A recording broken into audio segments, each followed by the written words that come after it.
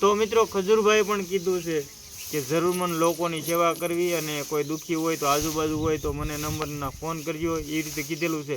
એટલે એવું થોડી વસ્તુમાં કાંઈ ખજૂરભાઈને ફોન કરવાની જરૂર નથી.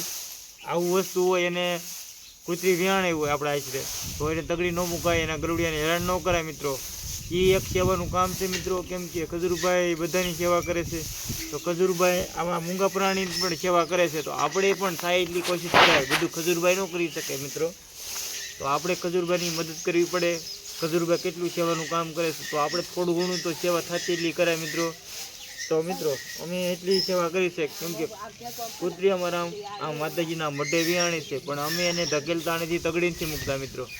તો તમે મિત્રો આજુબાજુ ક્યાં ગલુડિયા હોય, આવા મૂંગા પ્રાણી હોય તો એને મારવા નહીં, અટકાડવા નહીં મિત્રો. થાય એટલી કોશિશ કરવી મિત્રો. તો આપણે સેવા થોડી ઘણી કરવી. નકરી ખજૂરભાઈને આપણે ઓલું કરી ફોન કરી ઓલું કરી એવું ન હોય. થોડી ઘણી મદદ આપણે કરાય. તો મિત્રો મળશું આગલા વિડીયોમાં. તબ તક કે લીએ જય હિન્દ, જય ભારત.